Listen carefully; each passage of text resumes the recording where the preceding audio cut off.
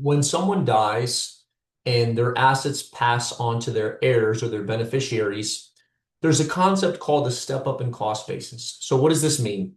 If grandma bought Apple stock for a couple dollars in the 90s and all of a sudden she passes and her grandkids are going to get Apple, there's a really amazing benefit that you get, which is a step up in cost basis. What that means is that the cost basis or what you bought the stock for is increased to the fair market value of grandmother's death. There's also a concept called alternative valuation date, which is like 6 months later, but that's, we're not going to go into that right now.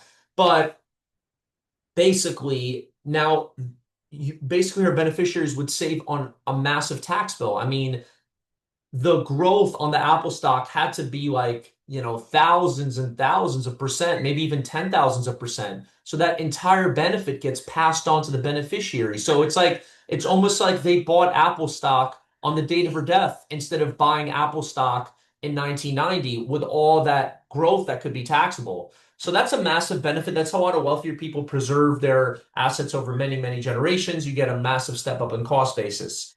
So, it can work against you in the sense that if the assets have depreciated during the person's death, like for example, if they, if someone bought a stock, let's say, and then it went down a lot 6 months later and they pass, now their heir, of course they could use the alternative valuation date, but they would actually, their cost basis would go down, which means their tax bill could go up. So remember, cost basis is used from the perspective of cost of tax calculation because you pay taxes on the difference between what you gained and what you bought it for. Because when you bought it, you probably bought it with after-tax money, unless it's like in a traditional retirement account or something like that.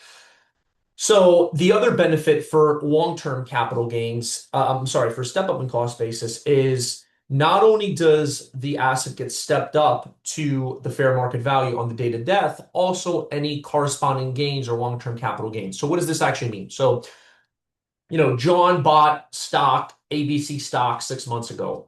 6 months later, he dies, and the stock has doubled, coincidentally. Maybe it was a hot biotech company.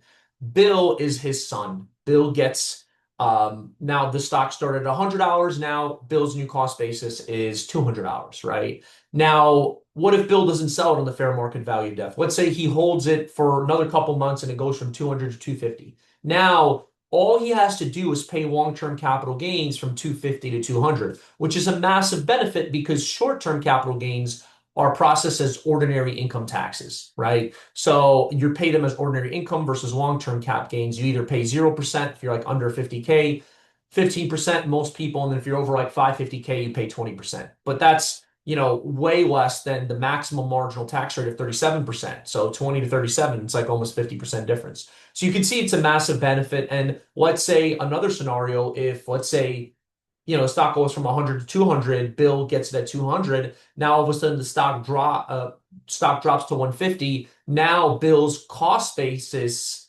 has been 200 and he can sell it at a loss of $50 a share. And he can claim that as like 3,000, and carry that over, keep carrying that over. So it's a really massive benefit, really powerful tool that people can use in like estate planning and like passing it on, making sure the next generation is well off, that kind of thing. And then vice versa, if it's a gift, you always have what's called a carryover basis, right? Not step up carryover. So meaning, if I buy, 1,000 shares of stock at $10, right? $10,000, all of a sudden that stock, goes up to $15 and I gift it to someone, then what happens is that person, the new person, John, keeps my cost basis of 10,000. So he doesn't get the tax benefit of it being stepped up to 15. Otherwise, people would take advantage of that. They would just keep gifting stock back and forth and no one would ever pay any taxes. So that's a massive benefit.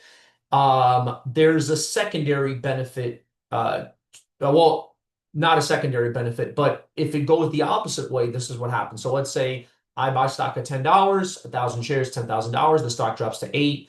If I gift it to John, John keeps the cost basis, the lower cost basis, which is the fair market value. So it's always, the IRS is always going to get their pound of flesh. So you're either going to pay the lower cost basis of fair market value on the gift or the donor's original cost basis. So hope this makes sense. I know I kind of went into detail, but hope this makes sense. And yeah, listen for more. Thanks.